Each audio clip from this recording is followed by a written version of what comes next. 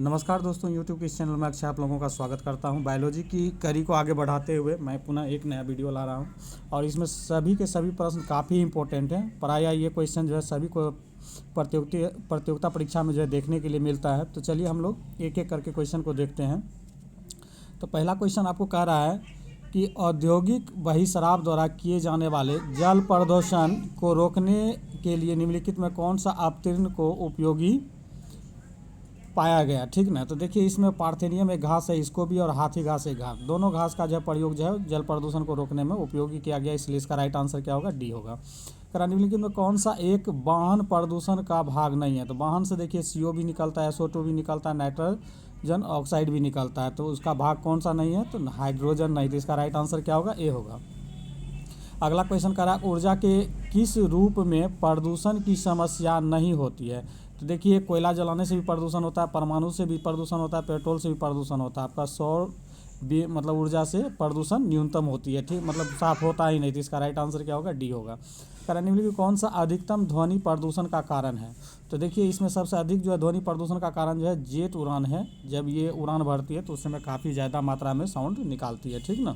तो इसका right answer क्या होगा, ए होगा। नेक्स्ट हम लोग चलते हैं 234 का क्वेश्चन क्या कि अस्थियों मतलब बोन्स के अध्ययन को क्या कहा जाता है। तो बोन्स के अध्ययन को जो ऑस्टियोलॉजी कहा जाता है। इसका राइट आंसर क्या होगा, बी होगा, ठीक ना। आगे हम लोग चलते हैं कहा कि पेलिएंटोलॉजी के अंतर्गत किसका अध्ययन किया जाता है। तो पेलिएंटोलॉजी के अंतर्गत जो है जीवाश्मों का अध्ययन किया जाता है। जीवाश्मों का अध्ययन को पेलिएंटोलॉजी कहा जाता है, इसलिए राइट आंसर क्या होगा, डी होगा। तितलियों का अध्ययन क्या कहलाता है। तो तितलियों के अध्ययन को जो है लेपिडेट्रियोलॉजी कहा जाता है, लेपिडेट्रियोलॉजी कहा जाता है। तो इसका राइट आंसर क्या होगा, सी होगा। अगला क्वेश्चन करा कि मछलियों से संबंधित अध्ययन को क्या कहा जाता है। तो मछलियों से संबंधित अध्ययन को जो है इक्थियोलॉजी कहा जाता है। तो इसका राइट आंसर क्या होगा, सी होगा। अगला क्वेश्चन करा कि ऑनर्थियोलॉजी में किसका अध्ययन किया जाता है। तो ऑनर्थियोलॉजी में जो है पक्षियों का अध्ययन किया जाता है। किसका, पक्षियों का। तो इसका हो जाएगा ए। करा वंशागति जो वंश के क्रम के आगे पाया जाता है। वंशागति के नियमों के अध्ययन को क्या कहा जाता है। तो इसे अनुवांशिक कहा जाता है, जिसे हम लोग जेनेटिक कहते हैं, और जेनेटिक का फादर किसे, ग्रेगरी मेंडल को कहा जाता है, ठीक ना। अगला क्वेश्चन है कीटों से संबंधित जीव विज्ञान की शाखा को क्या कहा जाता है। तो कीट से संबंधित विज्ञान को हम लोग जो है एंटेमोलॉजी कहा जाता है। तो इसका राइट आंसर क्या होगा, सी होगा, ठीक। जबकि मेमोलॉजी जो है स्तनपायी के अध्ययन को, ऑनर्थियोलॉजी जो है पक्षी के अध्ययन को कहा जाता है, और इक्थियोलॉजी अभी जस्ट आपको बताए थे मछलियों का, ठीक ना। अगला क्वेश्चन है जनसंख्या का अध्ययन क्या कहलाता है। जनसंख्या का अध्ययन जो है आपको डेमोग्राफी कहलाता है। क्या कहलाता है, डेमोग्राफी कहलाता है। तो इसका राइट आंसर क्या होगा, ए होगा। अगला क्वेश्चन है जेरेंटोलॉजी में किसका अध्ययन किया जाता है। तो देखिए जेरेंटोलॉजी में जो है वृद्ध बूढ़ा का अध्ययन किया जाता है। तो इसका राइट आंसर क्या होगा, डी होगा। अगला क्वेश्चन हम लोग चलते हैं 243 कह रहा है कि पीडियाट्रिक्स। तो देखिए पीडियाट्रिक्स जो है ये जो है चिकित्सा का एक ब्रांच होता है, इसमें जो है शिशु रोग का अध्ययन किया जाता है। तो इसका राइट आंसर क्या होगा, सी होगा। उसके बाद कह रहा है कि प्लवमान जीन, इसको ऐसे याद रखिए, जंपिंग जीन पे याद रखिए, सबसे ज़्यादा पूछा जाता है कि जंपिंग जीन का सिद्धांत किसने दिया था। तो जंपिंग जीन का सिद्धांत दिया था बारबरा और मेलिकटॉक दिया था। तो इसका राइट आंसर क्या होगा, सी होगा। एडवर्ड जेनर निम्नलिखित किस रोग से संबंधित थे। तो देखिए एडवर्ड जेनर पहले वैज्ञानिक थे जिन्होंने टीका का खोज किया। तो टीका का खोज भी पूछेगा तो एडवर्ड जेनर होगा। और सबसे पहले किस रोग के संबंध में टीका का खोज किया था, तो चेचक का। तो इसका राइट आंसर क्या होगा, सी होगा। अगला क्वेश्चन 246 निम्नलिखित में से वह वैज्ञानिक कौन है जिसने पहली बार रुधिर परिसंचरण की व्याख्या की। तो मतलब ब्लड सर्कुलेशन का खोज किया था। तो कह रहा देखिए ब्लड ग्रुप का खोज किया था आपका कार्ल लैंडस्टीनर, लेकिन यहाँ करा ब्लड परिसंचरण का खोज किसने किया। तो ब्लड परिसंचरण का खोज सबसे पहले किया था वो आपको विलियम हार्वे किए थे। कौन किए थे, विलियम हार्वे किए थे। इसका राइट आंसर क्या होगा, बी होगा। उसके बाद करा हृदय का पहला प्रतिस्थापन, मतलब हृदय को सबसे पहले ट्रांसप्लांट जो है किसने किया था। तो देखिए साउथ अफ्रीका के वैज्ञानिक डॉक्टर क्रिश्चियन बर्नार्ड थे, इन्होंने ही जो है सबसे पहले हृदय का सफल प्रत्यारोपण किया था। तो इसका राइट आंसर क्या होगा, डी होगा। अगला क्वेश्चन है डीएनए की संरचना को सबसे पहले किसने रेखांकित किया था, ठीक ना। तो देखिए डीएनए की संरचना का सबसे पहले रेखांकन जो किया था वाटसन एंड वाट किया था, लेकिन डीएनए का खोज जो किया था आपका फ्रेडरिक मिस्चर किए थे। कौन किए थे, फ्रेडरिक मिस्चर किए थे। तो इसका राइट आंसर क्या होगा, आपका सी हो जाएगा। अगला क्वेश्चन है 249 करा कि विकास का सिद्धांत न्यूक्लियस में किसके द्वारा प्रतिपादित किया गया था। तो देखिए विकास का सिद्धांत जो है चार्ल्स डार्विन महोदय के द्वारा दिया गया था, तो इसका राइट आंसर क्या होगा, डी होगा। अगला क्वेश्चन है किसके द्वारा आनुवंशिकता के विज्ञान को आनुवंशिक जेनेटिक्स कहा गया था, ठीक ना। तो देखिए किसके, तो यहाँ पर पूछने का सेंस है कि जेनेटिक शब्द का सबसे पहले प्रयोग किसने किया था, ठीक ना। तो जेनेटिक शब्द का सबसे पहला प्रयोग जो है वाटसन वाट किया था, इसका आंसर हो जाएगा डी। जबकि आनुवंशिकता का पिता पूछेगा तो उसका आंसर क्या हो जाएगा, ग्रेगर मेंडल हो जाएगा, ठीक ना। तो यहाँ पर आपका राइट आंसर क्या होगा, डब्ल्यू वाटसन होगा।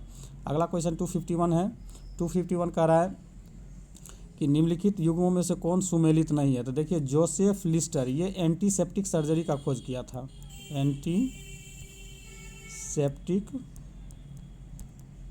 सर्जरी का खोज किया था, ठीक ना। तो यही गलत है। बाकी जॉन साल्क जो है पोलियो टीका का खोज किया था, ठीक है। अलेक्जेंडर फ्लेमिंग जो है पेंसिलिन का खोज किया था, ये भी सही है। एडवर्ड जेनर चेचक के टीका का खोज किया था, ये भी सही है। तो इसका राइट आंसर क्या होगा, ए हो जाएगा, ठीक।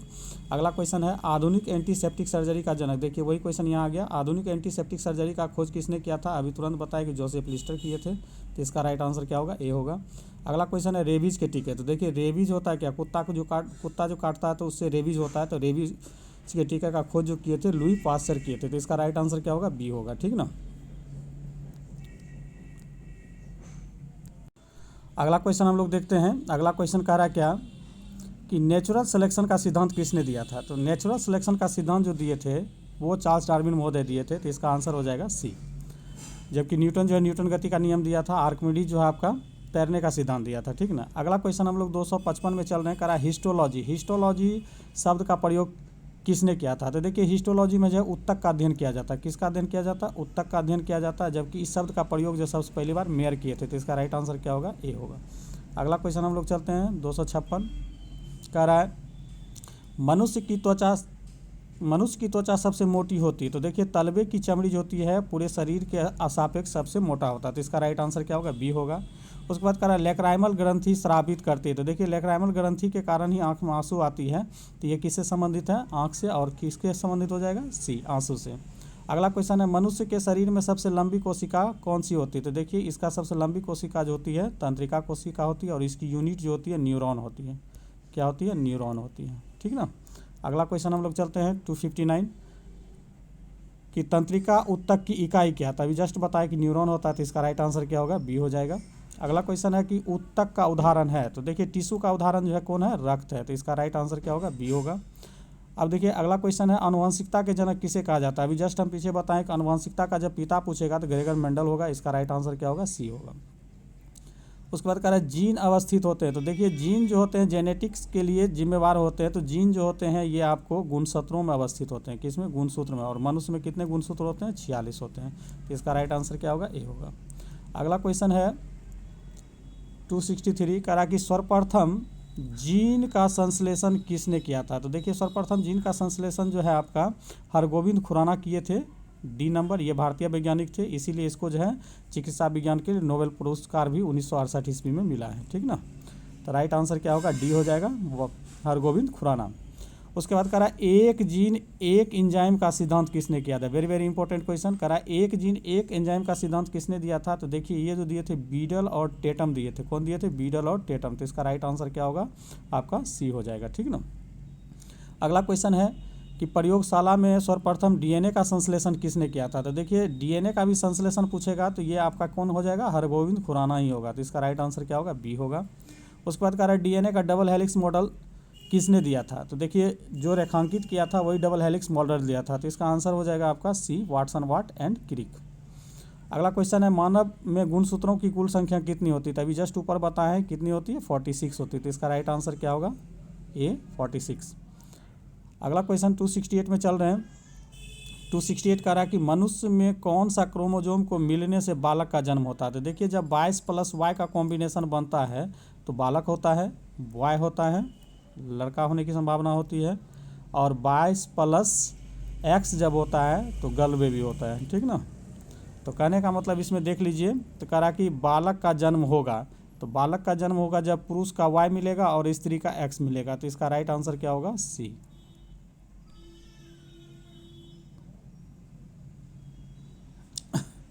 अगला क्वेश्चन है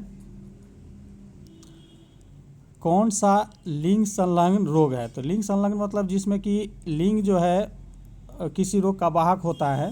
तो जैसे कि महिला, तो कलर ब्लाइंडनेस का वाहक जो होती महिला होती है, इसलिए इसे लिंग संलग्नता रोग कहा जाता है। तो इसका आंसर क्या हो जाएगा? बंधाता। जैसे लिंग संलग्नता रोग पूछेगा, थीमोफीलिया भी लिंग संलग्नता रोग है, ठीक ना। मतलब जिसका वाहक जो है मतलब महिला या पुरुष के द्वारा होता है, ठीक ना। तो ज़्यादातर जो है लिंग संलग्न रोग जो है महिलाओं के द्वारा ही होता है। तो ये इसमें आपका राइट आंसर क्या होगा? बंधाता, जिसे हम कलर ब्लाइंडनेस कहते हैं। और इसमें जो है ग्रीन और रेड में पहचान की क्षमता आँख की खो जाती है, ठीक ना। मतलब ग्रीन और रेड में पहचान नहीं कर पाता आदमी। अगला क्वेश्चन हम लोग चलते हैं। अगला क्वेश्चन उसी से रिलेटेड है। करा कि लाल हरी कलर ब्लाइंडनेस होने का कारण है। तो लाल हरा रंग जब समाप्त हो जाता है तो किसके कारण होता है? तो इसमें देखिए होता है क्या कि महिला का गुणसूत्र प्रभावित होता है। तो महिला गुणसूत्र कौन होता है? एक्स होता है। तो इसका राइट आंसर क्या होगा? बी होगा, मतलब एक्स गुणसूत्रों की वंशागति।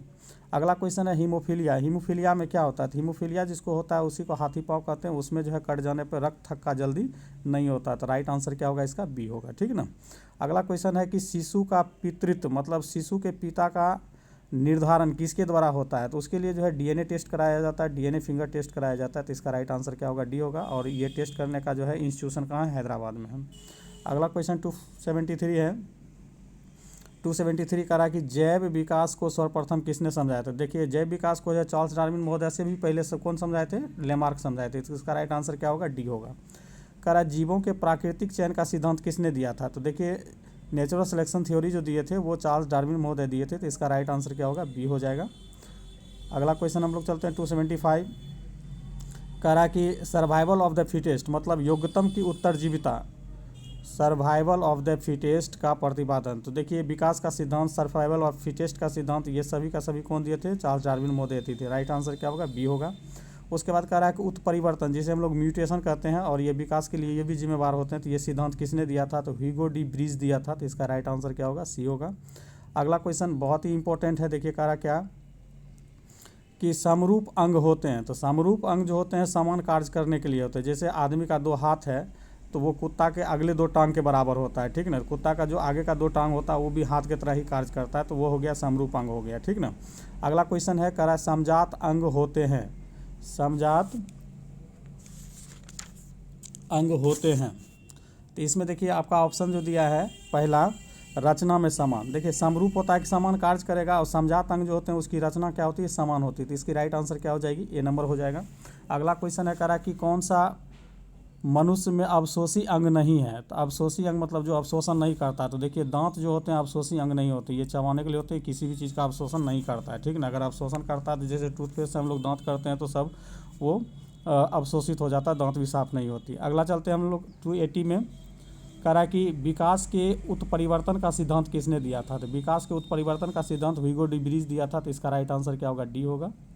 अगला क्वेश्चन है जैव विकास के संदर्भ में सांपों का अंग लोप हो जाता है। तो देखिए जिस अंग का उपयोग नहीं होगा वो लोप हो जाता है, ठीक ना। जैसे सांप के पास क्या होते हैं? पैर नहीं होते, तो उसका उपयोग वो नहीं करता है, इसलिए उसका क्या होता है?